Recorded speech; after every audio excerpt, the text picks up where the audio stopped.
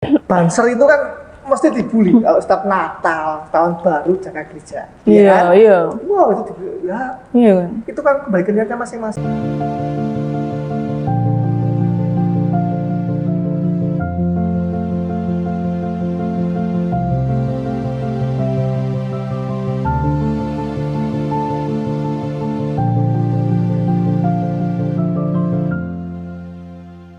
Hai, yuk ngobrol bareng saya Leona. Kita ngeletik sambil ngulik, dan kali ini kita akan ngulik Ketua Ansor Banser Kota Surakarta, Mas Arif Syarifuddin. Jari ini Mas Arif Jihan. Nama panggilan, selamat malam semuanya. Pak Jihan. Pak Ejian. Assalamualaikum warahmatullahi wabarakatuh. Waalaikumsalam warahmatullahi wabarakatuh. Pak Sehrek ya lagi. Iya, aku 2 tahun tadi adminnya ISIS. Enggak, saya 2 tahun di Timur Tengah sana kerja, nguli. Iya, nah ini kan kita ada di podcast. Iya. Mau ngomongin kenapa sih Ansor Banser ini adanya penting dan kayak bisa apa, terutama untuk skala Kota Solo nih ya. Kan Kota Solo ini sebenarnya melting pot, jadi banyak keberagamannya di Solo. Dan ormas Ansor Banser itu masuk ormas, organisasi masyarakat Ansor ini penting perannya dalam kemasyarakatan di Kota Surakarta ini. Bagaimana pentingnya, bagaimana manfaatnya, dan kenapa kita semua itu harus punya satu visi yang bagus, meskipun kita punya prinsip hidup yang beda-beda gitu ya, punya keyakinan beda-beda, kenapa kita harus punya visi dan ya tatanan yang sama. Oke, pertama-tama saya mau tahu dong, sebagai Cina Solo ini mungkin nggak gitu paham. Ini boleh dikulik, boleh dikletak, kalau mau diunjuk. Ansor itu apa? Ansornya. Jadi kalau kita ngomongin tentang Ansor atau lebih lengkapnya Gerakan Pemuda Ansor, itu merupakan salah satu badan otonom Nahdlatul Ulama atau NU. Ya, Nahdlatul. Jadi di NU itu ada beberapa badan otonom. Ada GP Ansor, kemudian ada Fatayat, ada Muslimat, ada IPNU, IPPNU, ada PMII. Nah, ini kita santai, kita malam ini bahas tentang Ansor. Ya. Nah, Ansor ini merupakan pemudanya NU, tetapi menjadi badan otonom di ke-NU-an. Jadi ya NU sendiri, Nahdlatul Ulama. Nahdlatul Ulama sendiri itu merupakan induknya dari badan otonom tadi. Bukan partai ya? Bukan. Kita sempat menjadi partai. Di tahun depan itu kita sempat menjadi partai, tapi selepas itu kita kembali lagi khitah, kembali lagi ke asalnya. Ya, gitu. Organisasi masyarakat. Nah, bergerak di bidang apa? Ansornya sendiri? Kalau Ansor banyak ya. Pemuda ini programnya ada ya? Programnya? Kita mungkin yang paling diketahui oleh masyarakat, kita ada program seperti di kebangsaan itu ada kegiatan pengamanan atau kegiatan. Iya, saya sering lihat itu, berarti yang seragamnya yang kayak blondeng-blondeng, ya, doreng itu.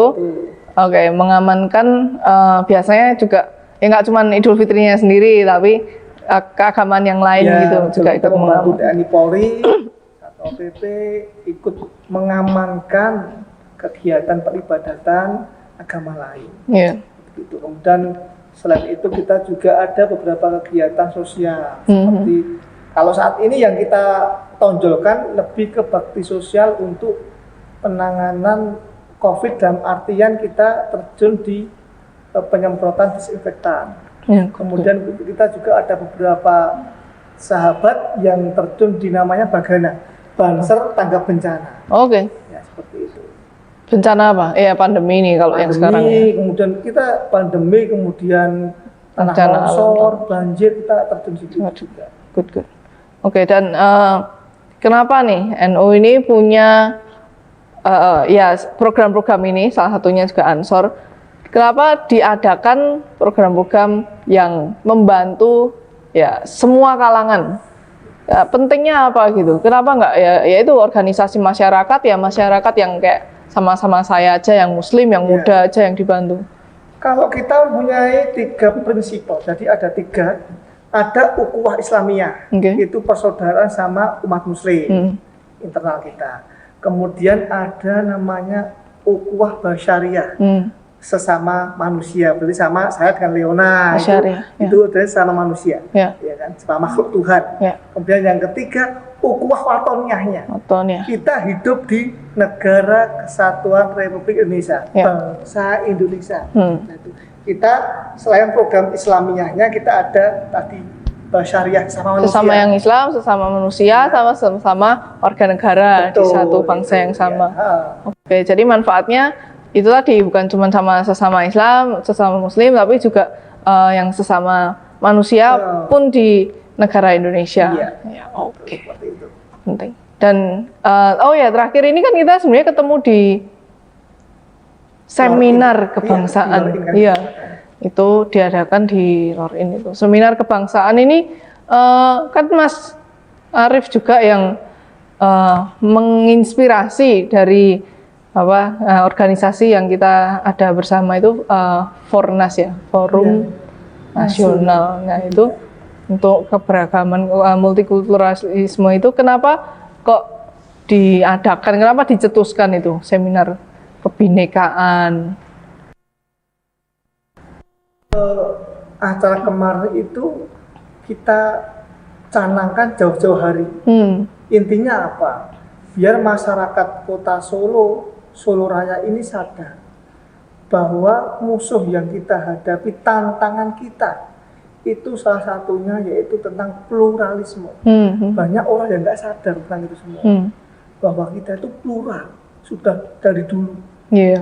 Kadang kita itu dengan adanya berita-berita hoax, berita-berita yang tersebar di media sosial itu sangat mudah sekali untuk membuat pecah belah, saling membenci, saling istilahnya menyalahkan, saling merasa benar sendiri. Nah, ini tantangan kita semua.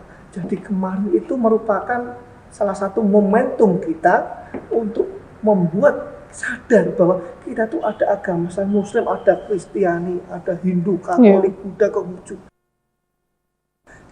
Bingkai negara kesatuan Republik Indonesia. Kalau ini sampai ribut, sampai geger, lah bagaimana lingkungan kita, bagaimana negara Indonesia ini? Kita satukan untuk membuat komitmen bersama. Udahlah, kita ini istilahnya kalau agamamu ya agamamu, agamaku ya agamaku, tetapi kita lebih mempertegas lagi kita ini sebagai orang Indonesia. Ini kan sudah ada tatanannya dari dulu, sudah ada Bhinneka Tunggal Ika. Sebenarnya ironisnya kalau dipikir zamannya Patih Gajah Mada itu ya, itu kan sudah ada Sumpah Palapa ya kan, sudah dipersatukan gitu, sudah ragamnya, bahkan zaman itu bahkan Majapahit gitu sudah tahu seberagamnya Nuswantoro misalnya gitu kan. Apa di tahun 2021 abad ke-21 ini masih perlu. Ini bukan, menurut saya yang kemarin itu bukan nguri-nguri lagi, tapi back to the basic, masih diajarkan, bukan nguri-nguri yang kayak dilestarikan gitu ya. Itu kenapa ini? Kok masih SD terus ini, kebinekaan kita SD terus namanya. Nah itu kita perlu ada suatu kesadaran bersama bahwa kita ini sebagai orang Indonesia, bangsa Indonesia, yang sudah ditanamkan oleh para pendiri bangsa ini. Para pendiri bangsa itu sudah menanamkan bahwa kita itu bisa besar sebagai bangsa yang besar karena adanya keanekaragaman ini. Dengan keanekaragaman ini kita itu mempunyai tujuan bersama. Apa tujuannya? Yaitu membangun negara Indonesia yang plural ini, yang majemuk ini menjadi satu kesatuan. Tapi sekarang ini kaum saya boleh bilang milenial saat ini sudah banyak yang tidak mengerti hal itu. Mereka sudah banyak kehilangan nilai-nilai Pancasilanya, kehilangan. Masuk saya yang tidak hafal Pancasila termasuk ya mungkin. Ini prihatin, kita kan prihatin.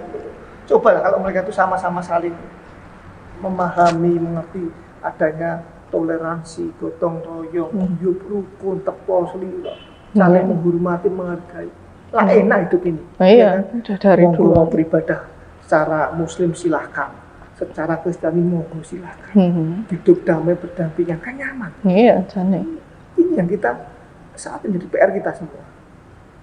Lagi PR yang kayak itu tadi, back to the basic lagi. Perasaan kayak dulu waktu kecil ya saya kayak lebih santai gitu kemana-mana. Sekarang panas lagi nih ya, belakangan ini ada yang nggak suka kalau kita rukun harmonis nih katanya. Ini pihak-pihak ini memang kalau saya boleh bilang memanfaatkan momentum, mengambil momentum bagaimana kota atau daerah atau wilayah yang adem ini dibuat istilahnya kalau saya bilang kemerusak lagi. Nah, ini. Terutama kalau kita di zona terasa sering sekali ya. Iya. Adem sebentar, rusak lagi. 15 tahunan ya ada kerusuhan gitu ya. Nah ini memang kayak ada beberapa oknum pihak-pihak yang tidak menginginkan suasana yang adem tuh. Kok kita mereka nggak ikhlas gitu. Iya. Gitu. Nah ini mungkin ya kita sebagai pemuda ya belum ada 40-an ini kan kalau mau, aku bisa apa nih buat daerahku, mau mimpin, mau mengawali sebuah perubahan ini agak takut ya, mungkin pesimis. Aku nih hanya ya orang muda, anak kecil misalnya kayak gitu.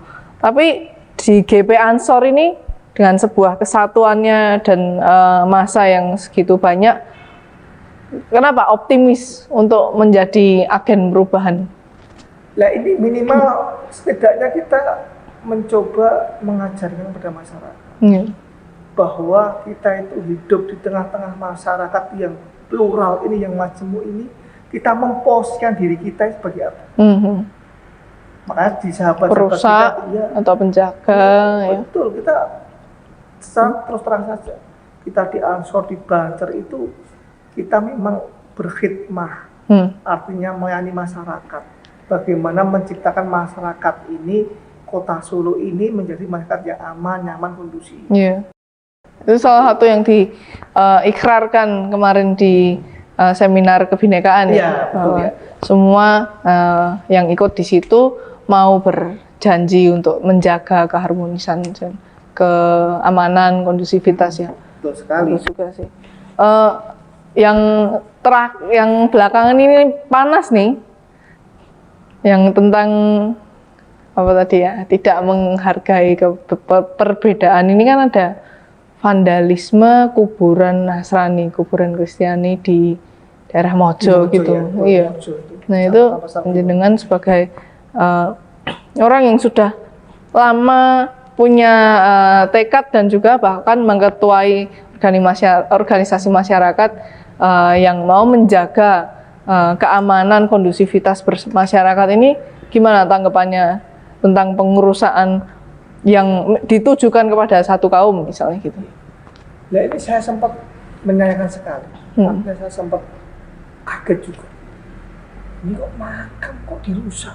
Ya, saya bahkan nggak tahu itu di beritanya itu kan nggak ditulisi langsung, nggak semua beritanya nulis langsung ya makam Nasrani gitu, perusahaan makam. Apalagi yang lebih parah itu yang rusak ya anak-anak di bawah usia, anak-anak yang notabene itu belajar, pelajar gitu loh.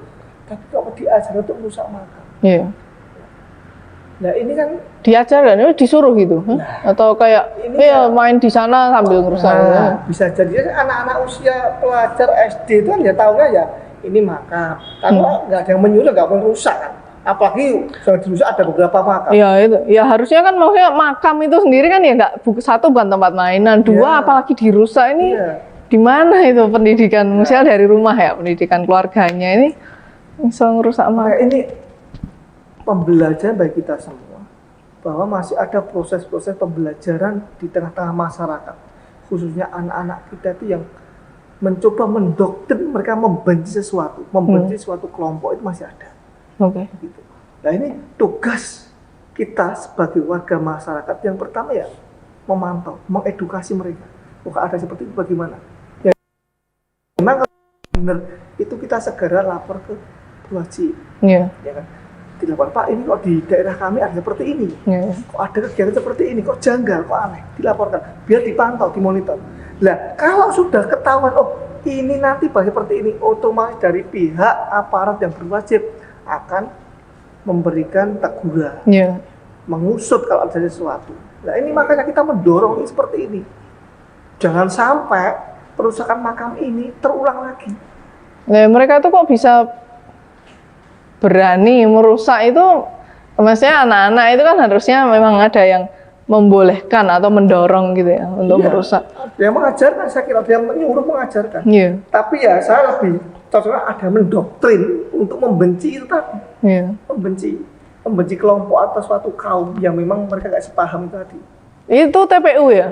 TPU. Makamnya. Jadi ada yang Nasrani, ada yang Muslim. Mungkin ada yang tidak teridentifikasi. Makanya kita yang dirusak Nasrani semua tuh? Iya, Nasrani. Oh, ya baru tahu juga sih. Nah, maksudnya anak-anak itu kenapa? Yang saya baca di beritanya juga Mas Wali Kota langsung membubarkan sekolah informal itu. Apa kaitannya sama sekolah mereka? Ya pertama kalau dari segi aspek perizinan, mungkin izin nggak memenuhi syarat. Kemudian kan memang itu yang dipakai rumah kontrakan. Nah, gitu. Ya memang apalagi ini musim pandemi ya, dari Pak Mas Wali Kota memang mendorong bagaimana upaya prokes ini jangan beneran. Iya. Mereka harusnya belajar pun di rumah informal, tapi juga tetap juga kita juga mendorong pada aparat yang berwajib ini biar apa? Kasus seperti ini harus diusut. Otaknya siapa? Dalangnya siapa? Biar apa? Kan bibit-bibit ini, cuma satu peristiwa kecil, tapi pasti akarnya panjang gitu. Suatu saat kalau ini tidak diusut bisa menjadi bom waktu. Ini yang kelihatan satu. Ini mungkin dia si sekolah informal itu kan ada teman-temannya juga di tempat lain. Kita khawatirkan. Biar diusut, biar dicari, diberikan tindakan yang tegas, biar apa? Tidak terulang lagi di hari kemudian. Wow, jadi kalau dari GP Ansor ini biasanya bisa terlibat di bagian mana nih kalau ada kasus-kasus seperti ini? Kita biasanya ke lebih yang edukatif ke masyarakat. Ya. Kemudian ada juga kita bersama-sama dengan masyarakat kita ikut kegiatan untuk membantu memperbaiki makam. Oke. Kita ada apa? Kepedulian terhadap masyarakat. Kita aktif seperti itu. Kalau sudah kita membantu memperbaiki, kemudian kita edukatif, oh ini nggak benar, ini salah. Nah, kita dengan tata-cara kita, dakwah kita mencoba edukatif ke masyarakat yang di situ. Kalau bisa nanti kedepannya juga ada pendakwah yang muda-muda juga. Kalau anak-anak itu kan kalau yang ngomongin orang tua, orang dewasa itu kayak nggak masuk mental gitu ya. Ngeyel gitu. Kalau muda itu yang ngomong kan lebih kinclong, lebih fresh gitu. Kan jadi contoh-contoh lah buat generasi penerus ini juga.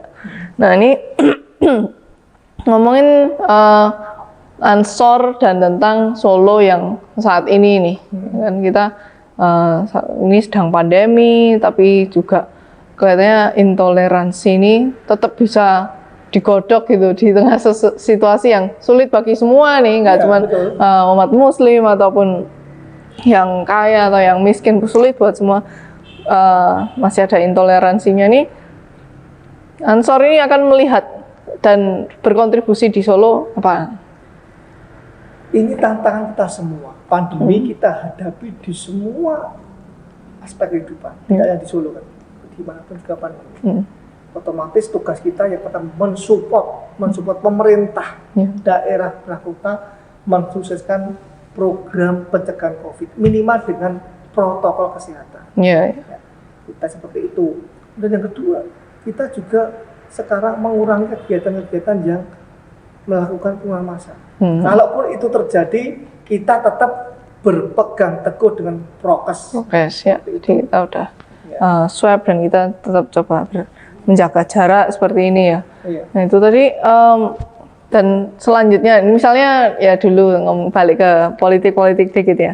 Dulu kan Nahdlatul Ulama ada kendaraan politiknya sebagai partai. Nah ini sekarang ini meskipun tidak partai lagi, mungkin kan ada anggota-anggotanya yang punya, ini kan pelayanan ya sebenarnya ya, organisasi masyarakat ini kan ya, termasuk Mas Arief sendiri ini kan nggak dapat uang yang banyak-banyak amat, nggak dapat uang sama sekali ya Bang? Nggak dapat lah. Volunteer ya? Iya, Nah volunteer. itu volunteer secara sukarela ini mengemban jabatan seperti ini kan ada, dan jabatan itu kan berarti ada amanahnya juga ya. Nah itu mungkin kan ada jiwa-jiwa untuk melayani masyarakat nih. Kedepannya untuk politik atau kepemerintahannya Solo ini mau berkontribusi apa gitu? Kalau saat ini kita lebih, saya pribadi ya, kita lebih fokus kepada kegiatan saat ini. Kalau masalah nanti kedepannya kita anggap adalah nanti gimana. Ada panggilan yang lebih besar untuk jabatan ya mungkin wakil rakyat atau belum terpikirkan. Ini belum terpikirkan. Iya. Belum terpikirkan. Ini kan masa khidmah saya ini kan ini 2 kali periode kan. Iya, iya. Yang kemarin Berapa lama satu periodenya? kita 4 tahun. Oke. Iya. Berarti nanti ini yang Sampai 8. kedua ini baru 2021, nanti habisnya 2025. Iya, iya. Ya kita ya bisa pembenahan lagi di 2021 sampai nanti akhir masa pengabdian itu aja. Ini serah terima jabatan ke selanjutnya harus yang bagus juga dong. Ya kita amanah sekarang istiqomah. kita sedang menyiapkan kader-kader. Iya. Bibit kader-kader biar besok di era setelah saya tentunya harapannya bagus. Mas Arief sendiri juga siap nggak ini memangku jabatan yang lebih besar gitu? Ya kalau memang takdirnya begitu ya kita terima. Gimana? Iya. Kalau emang Gusti Allah sudah mentakdirkan harus seperti ini ya, insya Allah Bismillah siap. Kalau memang diridhoi sama yang kuasa. Itu Betul. aja. Ini saya mau ngomong yang selanjutnya nih takut karena kadang bisa balik ke saya kan. Waduh. Ada yang bilang kalau yang benar, yang baik itu juga harus maju, berani mengambil, ya menunjukkan diri, mengambil tanggung jawab itu tadi ya. Misalnya kita, ya tadi ada orang bilang, oh kamu punya ide bagus, maju dong DPRD, wali kota gitu. Tapi kan serem juga ya. Kok serem gimana? Kok bisa serem gimana? Konteksnya serem tuh gimana? Oh kalau saya tuh mungkin triple minorities gitu ya. Mungkin kalau udah perempuan, Tionghoa, Kristiani seperti itu. Tapi kan di untuk panjenengan sendiri, Mas Arief sendiri kan yaitu memangku jabatan-jabatan yang lebih luas itu pun juga sebenarnya ada pikiran-pikiran malesnya atau kayak takutnya gitu nggak? Kalau malas takut enggak sih? Enggak ya? Enggak, biasa kita hadapi biasa aja. Nah, tapi kan ya jadi orang benar tuh banyak yang nggak suka mau mengambil keputusan besar yang baik untuk banyak orang itu kan pasti ada yang nggak suka, ada yang musuhin, ada yang jegal mau jatuhin. Ada resiko lah, kita anggap aja santai. Resiko yang penting kita sesuai dengan realnya, kemudian dari sahabat-sahabat pengerti kita lakukan. Nggak semudah itu bro. Ya, Nanti jalannya. Kalau kita sambil pengerti, kan kalau pengertian satu yang lainnya kan selesai. Iya juga. Ya, walaupun ada orang yang nggak suka, kita aja mungkin melakukan yang benar, udah pasti. Iya, nggak suka. Apalagi salah, mesti banyak yang nyinyir nyibir lagi kan gitu. Iya, iya. Ya, seperti itu udah resiko hidup saya kan itu. Ya tadi jadi ketua Ansor, Banser itu kan kita mau memelihara keberagaman gitu, tapi kan banyak ya kelompok-kelompok yang garis keras atau apa kan juga nggak suka kan. Jelas. Sesama Muslim sendiri pun banyak yang nggak suka. Contohnya gini, Banser itu kan mesti dibully kalau setiap Natal, tahun baru jaga gereja. Iya, iya. Wow, itu dibully. Ya, Iya kan. itu kan kembali ke niatnya masing-masing. Iya. Kalau kita itu menjaga untuk menjaga keamanan, lingkungan, Iya. biar tercipta suasana yang nyaman. Kan ya baik-baik saja. Iya. Tapi orang-orang yang memang nggak suka ya tetap mencibir, Iya. masa bodoh lah. Iya. Yang penting kita niatnya bagus. Nah kan itu gitu. tadi orang-orang yang niatnya bagus ini kan sebaiknya itu tadi tampil untuk memimpin. Kalau nggak ada tokoh-tokoh yang misalnya dulu ya Bapak Joko Widodo untuk tampil sebagai wali kota kan saat ini kita tidak punya Ya, Presiden nanti kalau Bapak saya Joko mau tampil, Widodo. minta duel sama Leon aja. Ya, sulit ya. Ya, saya mendukungnya misalnya apa doa ngulin masa aja ya, jangan kayak diseret-seret masuk ya. Belum siap nih. Saya belum ada 30. Kalau Mas Arief udah mau menyentuh Angka selamat ya. Siap.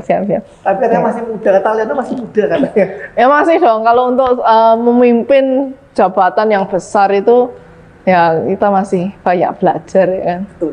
Tapi sudah harus siap-siap loh ini. Ini nggak lama, mungkin kayak 1,5-2 periode lagi Solo ini dah butuh figur baru nih. Kan Iya. maksimalnya 2. Nanti saya didukung dan didoakan dari Amin. Amin. Oke.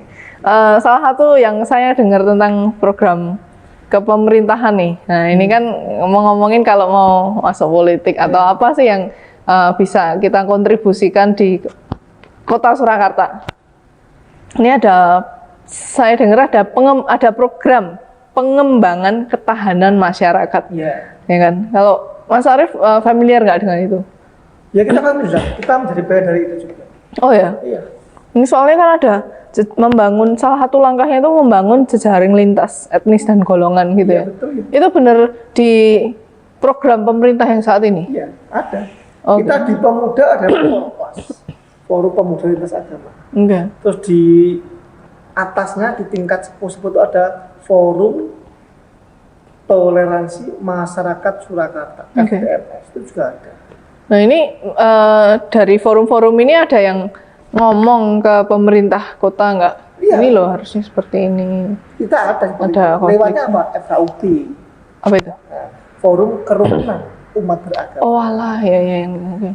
Itu kita sering ketemu dari pemudanya, dari tokoh sepuhnya sering ketemu. Iya. Jadi saling bertukar ide, gagasan, pikiran. Bagusnya seperti ini. Nah, Memberikan jadi masukan, ya, masukan ke pemerintah itu ya. Oke.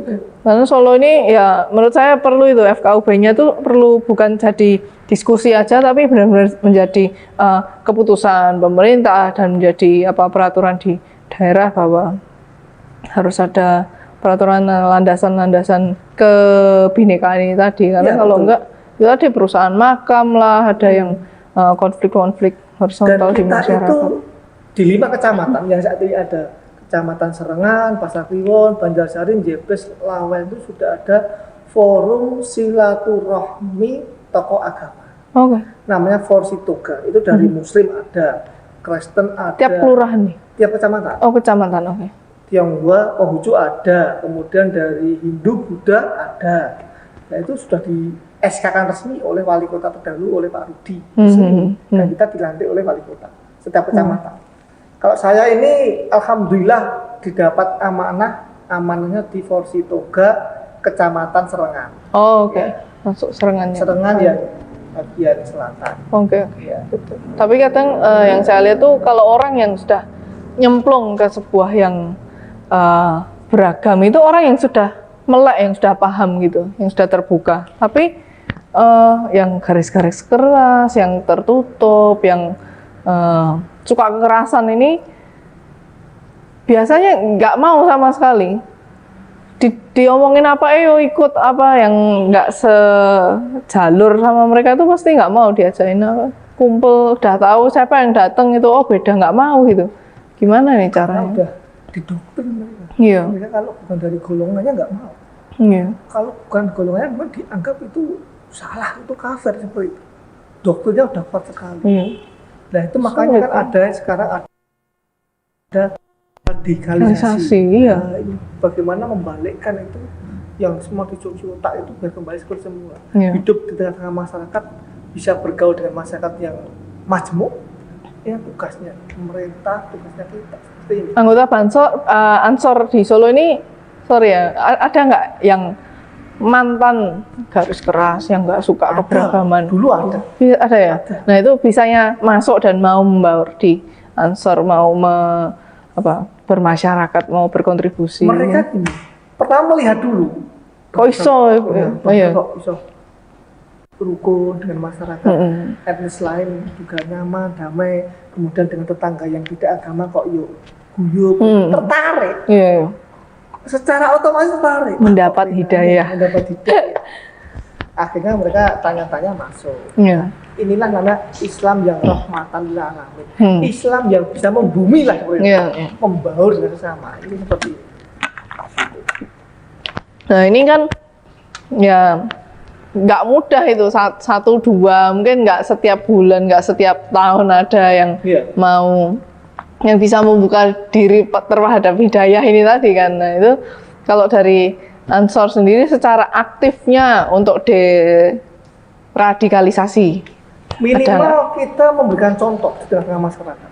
Makanya anggota Ansor Banser itu kalaupun tidak ada kegiatan tugas itu memberikan contoh yang bagus di masyarakat. Dari dirinya sendiri, setiap individu anggota itu pasti membawa diri yang adem ayem, contoh yang baik. Betul sekali sih. Nah ini untuk pesan-pesan terakhir nih, untuk teman-teman yang belum paham tentang keberagaman. Kita tadi sebenarnya udah berkali-kali mencetuskan poin bahwa keberagaman ini kekayaan ya kan. Betul. Siapa yang nggak mau kaya sih sebenarnya? Keberagaman ini kekayaan, tapi banyak juga yang nggak paham ini bahwa keberagaman ini adalah kekayaan. Pesannya apa biar mereka tuh mau ya itu membuka diri sedikit lah, melihat bahwa ini tuh sebenarnya adalah poin yang benar. Betul. Bukan yang saling membenci, bukan yang saling merusak, saling menjegal, menjatuhkan di kaumnya sendiri ataupun di kaum yang lain. Jadi perlu kita ketahui bersama, setiap agama apapun, setiap Tuhannya di agama apapun itu tidak mengajarkan umatnya, hambanya untuk merusak. Jane. Kristiani juga sama, Hindu juga sama. Semuanya intinya sama. Bagaimana menebarkan kasih sayang damai. Kalau di Islam menebarkan rahmatan lil alamin tadi. Di Kristen sama juga. Kalaupun ada orang ngakunya agama X, tapi kok yang ditebarkan kebencian, kesalahan, berarti itu ngopi ini kurang ado. Ngaji ini kurang ado. Dengerin cuman itu aja, kurang banyak.